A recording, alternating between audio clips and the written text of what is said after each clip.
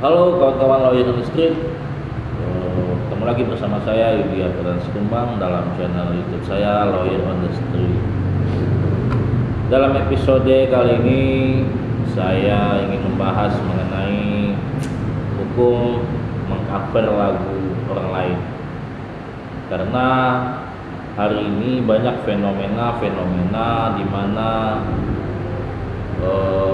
sekelompok anak band atau musisi yang mengcover karya orang lain juga, atau sesama musisi dia, atau anak-anak band yang belum artis lah bahasanya, mengcover lagu artis gitu kan. Nah, jadi dia mengupload ke platform seperti YouTube atau yang lainnya. Nah, bagaimana hukumnya itu? Sedangkan banyak menimbulkan hak di situ gitu kan, dan dia juga mendapatkan pundi-pundi atau nominal di platform YouTube milik mereka gitu. Nah, bagaimana hukumnya ini? Apakah ini merugikan kepada karya yang di cover tersebut gitu? Simak lebih jauh nanti gitu. Oke, sebelum lebih jauh, saya harus menjelaskan dulu bahwa lagu ini merupakan tergolong dalam hak cipta ya, yang dimana hak cipta tersebut diatur di dalam Undang-Undang Nomor 28 Tahun 2014, Undang-Undang Hak Cipta ya.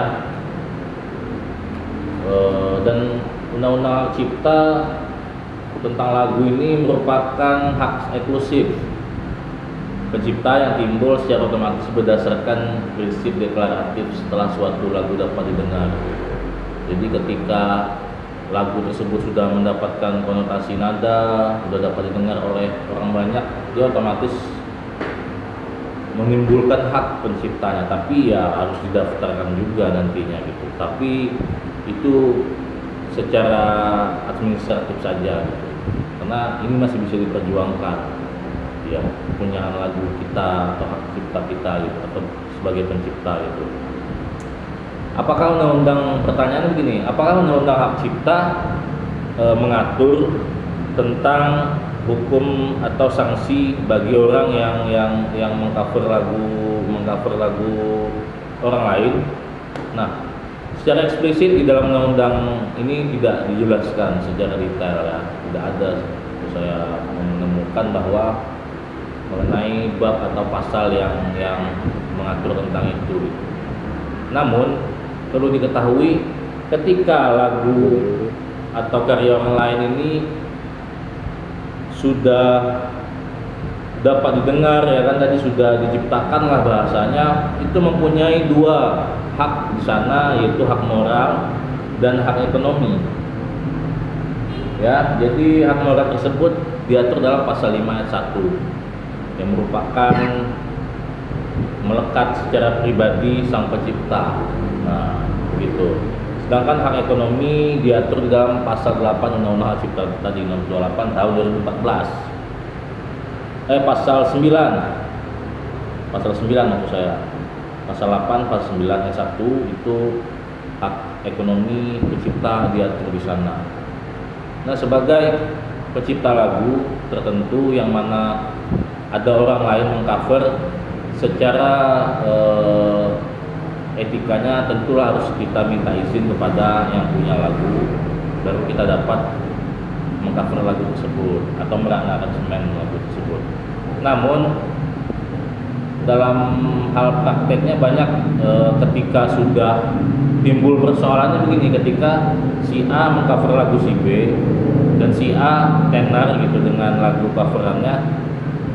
Nah, timbul persoalan itu rata-rata kalau tidak siapa yang mengcover atau dia sudah viral gitu, udah terkenal duluan gitu. Jadi misalkan si A ini bukan siapa-siapa, lalu dia mengcover lagu si B, tiba-tiba jadi terkenal. Nah, si B nggak terima dan dia mau menuntut si A gitu, menuntut haknya karena sudah mengcover tadi, mendapatkan hak ekonomi di situ. Sedangkan pencipta dijamin oleh Undang-Undang Hak Cipta mempunyai hak moral dan hak ekonomi. Nah, timbul sengketa kan siapa yang mengcover dan ketika dia berhasil mengcover, tapi kalau lagu itu malah tidak ada mendapat hasil biasa-biasa aja atau malah bikin rusak lagu, itu lain cerita gitu. Jadi menurut saya kita sebagai pencipta yang kemudian kita jaga adalah hak kita tadi yang dijamin oleh undang-undang. Pertama, hak moral dan hak ekonomi.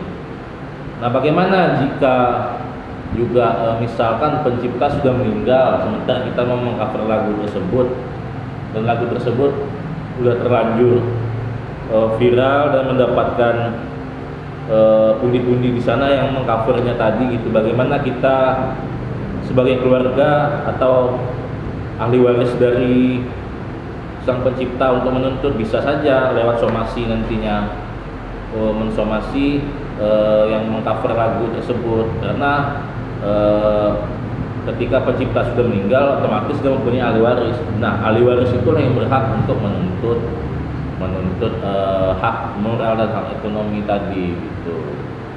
Jadi undang-undang hak cipta menjamin mengenai si pemilik karya, tetapi kan perlu juga kemampuan untuk bisa membuktikan, ya, bukti apa kita miliki bahwa karya itu memang punya kita yang duluan menciptakan tersebut. Nah, itu perlu ditelaah dan lebih jauh gitu. Nah, jadi secara garis besar tadi balik ke tema awal, hukum mengcover lagu orang lain tidak diatur secara eksplisit di dalam undang-undang cipta ini, namun itu bisa kita rebut nanti ketika hak kita tersebut, misalnya kita lagu kita di cover, karya kita di cover, bisa kita rebut hak kita tadi, apakah lewat somasi, ya, atau menggugatnya ke pengadilan, bisa saja seperti itu. Banyak kok kejadian yang pernah ada. Jadi kepada pemilik karya jangan khawatir, ketika lagu kalian di cover orang lain, kita masih bisa secara hukum merebut hak kita tadi, yang hak moral dan hak ekonomi tadi sang pencipta.